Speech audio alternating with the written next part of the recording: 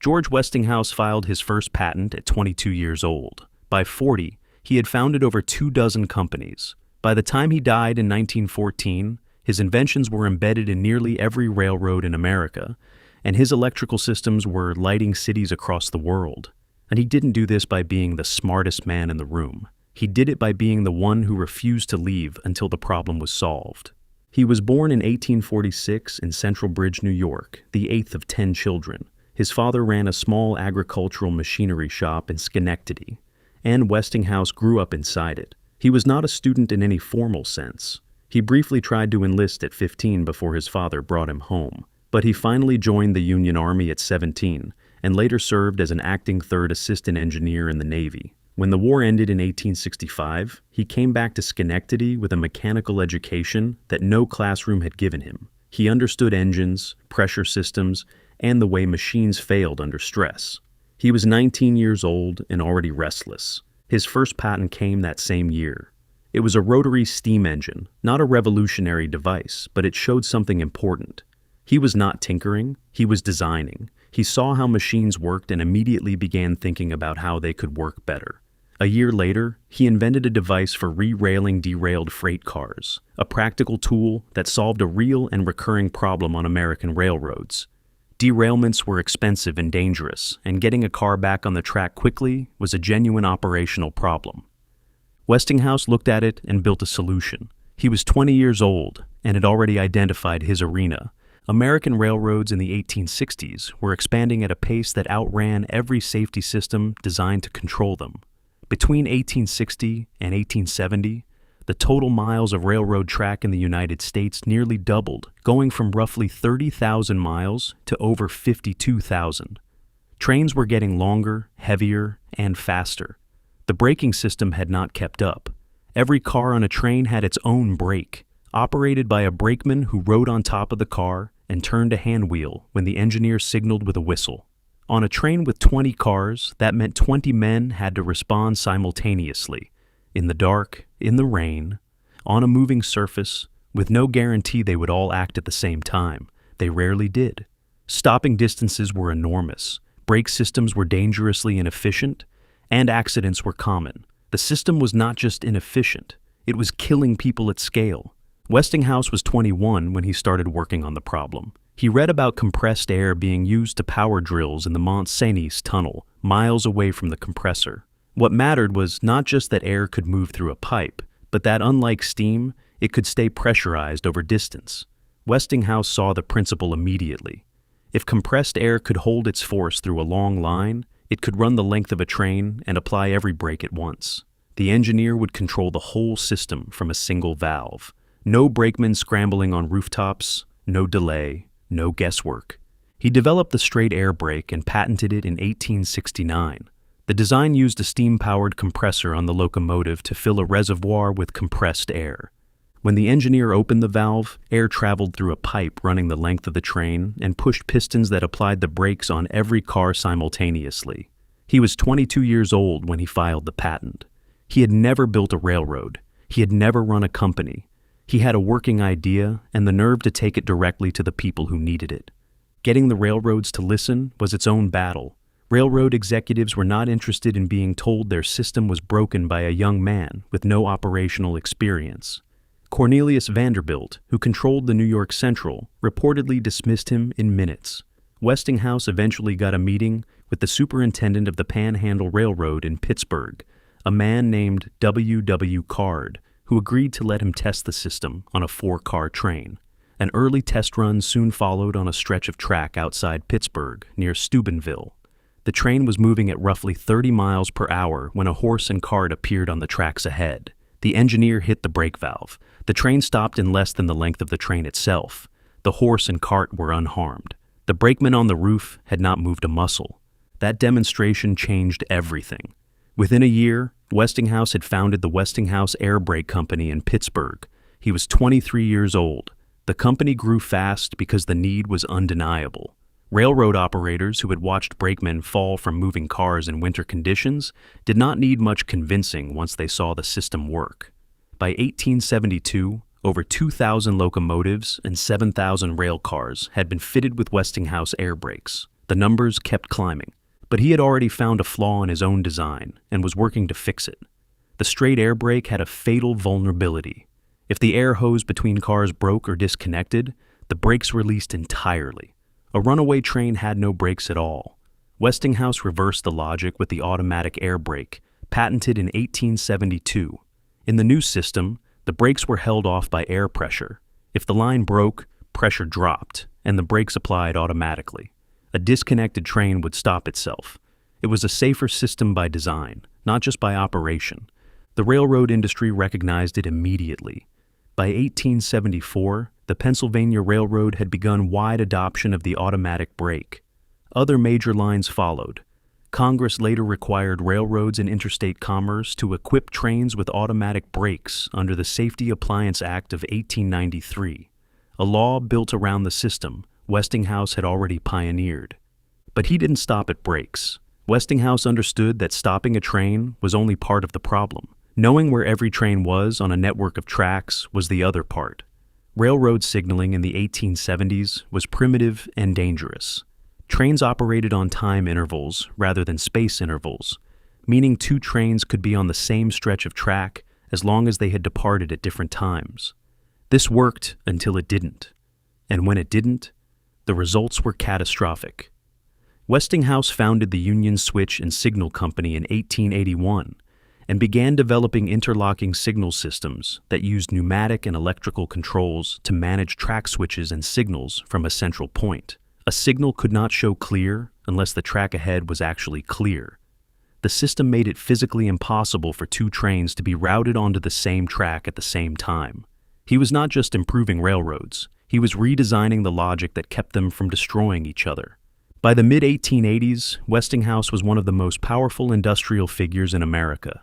His air brake was standard equipment on railroads across the country. His signaling systems were spreading through major rail networks. He employed thousands of people across multiple companies, all headquartered in and around Pittsburgh. He had built an industrial operation that ran on the same principle as his brakes, interconnected, systematic, and designed to fail safely. He was not yet 40 years old. Then he turned his attention to electricity, and the story moved on to a much larger stage. Railroads had made him rich and powerful, but electrical power touched everything railroads did not: light, heat, factory machinery, and the next phase of urban growth.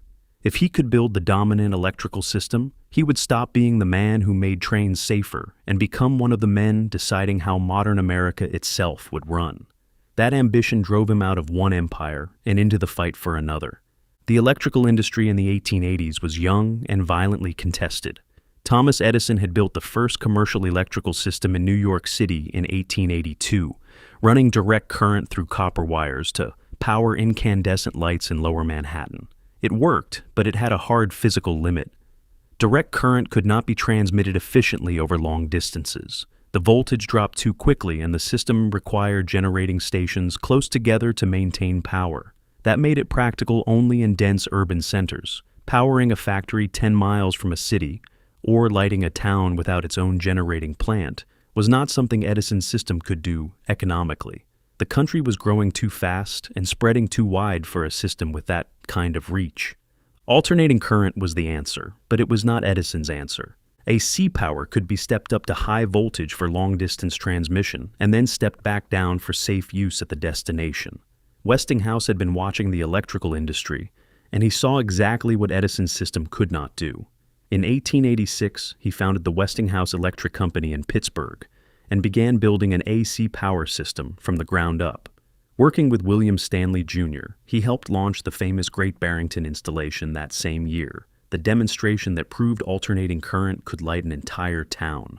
It was a proof of concept built in the real world, not a laboratory, and it worked exactly as he had calculated. Edison fought back hard. He had enormous financial interests in direct current infrastructure, and he was not willing to concede the future of electricity without a war. He launched a public campaign against alternating current, arguing it was too dangerous for public use. He staged demonstrations where animals were electrocuted with AC power to prove the point. He lobbied state governments. He worked to have AC power associated with death in the public mind. and he was effective enough at it that several states seriously considered restricting alternating current systems. The campaign was deliberate, and it was ugly, and for a period, it worked well enough to create real doubt about Westinghouse's system. Westinghouse needed a practical AC motor to make his system industrially complete. AC power could run lights, but without a motor that could convert it into mechanical work, it could not drive factory machinery. That limitation kept the system out of the most valuable industrial applications. In 1888, he hired Nikola Tesla, who had already solved that problem. Tesla had developed a polyphase AC system with a working motor at its core. Westinghouse recognized immediately what that meant for his electrical operation. He struck a landmark deal for Tesla's patents, paying $60,000 in cash and stock, and agreeing to a $2.50 per horsepower royalty that could have made Tesla enormously wealthy if it had run its full course. Tesla was a singular talent, but Westinghouse was the one who had built the company capable of turning that talent into a working electrical infrastructure. He was the one with the factories, the engineers, the capital, and the will to push it through. The proving ground came in 1893. The World's Columbian Exposition in Chicago was the largest public event in American history to that point, drawing over 27 million visitors across 6 months. The organizing committee put the electrical contract out to bid.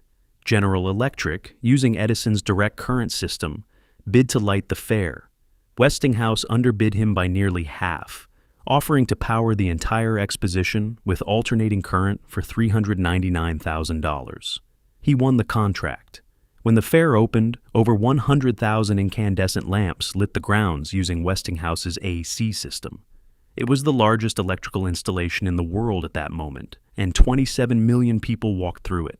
The argument about which system was safer and more capable was effectively settled in public, at a scale no laboratory demonstration could match. The following year, Westinghouse won the contract to harness Niagara Falls.